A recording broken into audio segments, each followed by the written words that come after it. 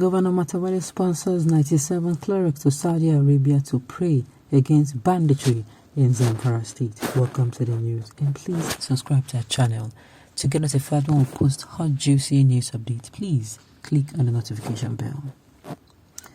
The clerics were to engage in prayer session on almost all strategic holy places of worship in the cities of Makkah and Medina with a view to also restore peace in Nigeria in general.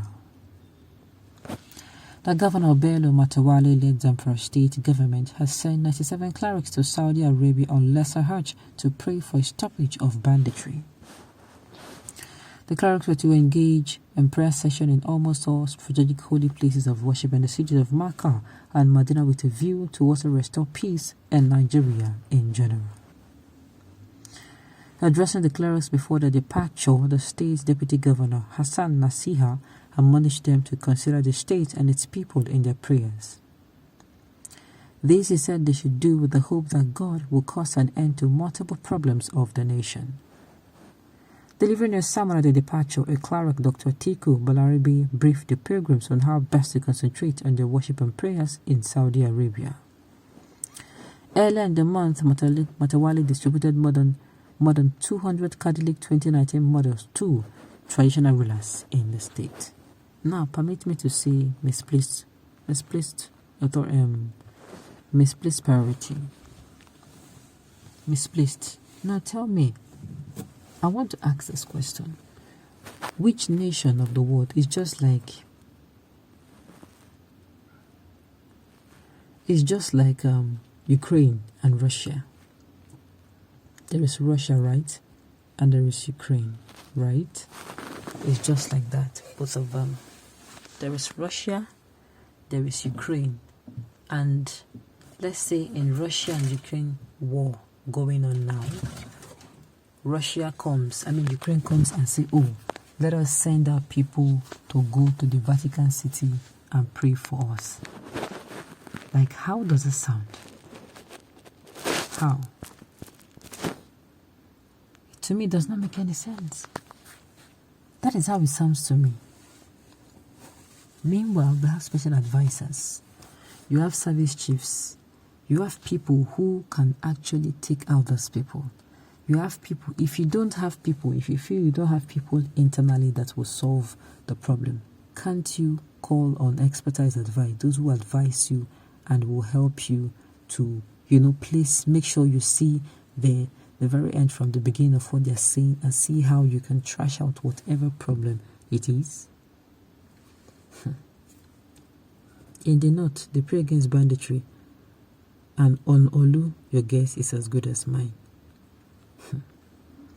Going to the Holy Land is not a problem. They will come back and continue to be members of the Islamic State of West African Province or Islamic cattle rustlers, etc., doing satanic things. Like I said, this is something like, no.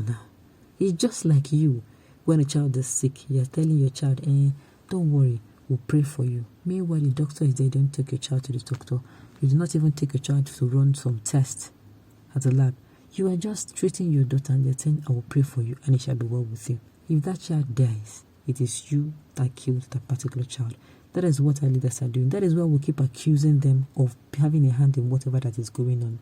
Tell me a sane nation, a sane country where a governor has as much relevance just as the president of a state, of a country.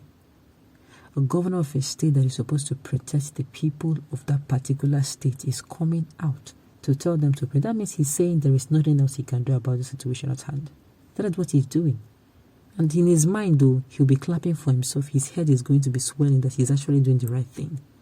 This is what happens when you put people who do not merit a position in a particular position. It is where until we start getting things right. And when I make get things right, I mean, let's say for instance, in the Ministry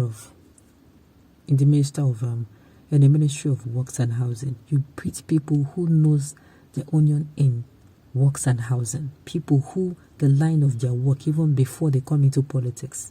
If those people are not in politics, you bring them in, inculcate them into the system, and make sure that they serve in that capacity. It's just like in the Ministry of Health now. you bring in somebody who, let's say, is a lawyer, and you want that ministry to grow. It's not possible. So you don't bring in people who are just clerics to go, what do they know? Yes, I'm not saying prayer is not good, but you cannot continue to place it above action. Even somebody who is looking for a job or somebody who is sick will need to stand up, go out, get drugs, get medication, get himself treated, while he's also praying for the healing. You can't sit down in your house and say, I'm looking for a job. For that reason, I will not step out. It's not possible. That will be you fooling yourself over and over again. Waste of money and time, I tell you.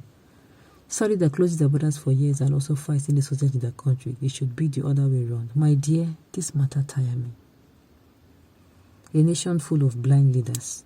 You are sponsoring people to go to another country to pray for peace in your country, not that you are seeking for military help. Exactly.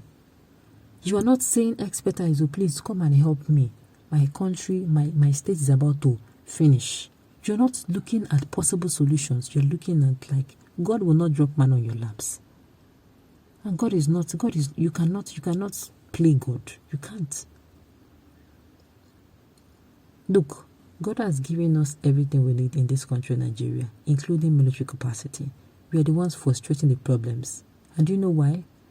This military will work day in, day out, work from dusk to dawn every day. And when they finally catch a bandit or they finally catch some people, they hand them over to the federal government because there is no laws in our constitution what exactly should happen to these people. Now, these people go to the federal government. The federal government tag them repentant people. They come and inculcate them to the society, and these people continue their lives. They continue their lives. Before you know it, you hear that it is happening in another place again. Wasted investment. The level of our political leaders is very deceitful. Very unfortunate that Allah hasn't answered his prayers after how many years as a governor. It is so unfair. When people are bereft of ideas found themselves in government by chance, this is the end result. That is exactly what I'm saying. When you take someone who is not even supposed to be seated on the governorship, in fact, he's not even supposed to be seated on the local government seat as the chairman. He is seated on the governorship seat. What do you expect? The same thing, you take someone who is not even in any way. What does he know about ruling the country? What does he know about ruling the country? What research has he made? Has he been fortified enough? Has he, just like people who are aspiring to be president, ask some of them some questions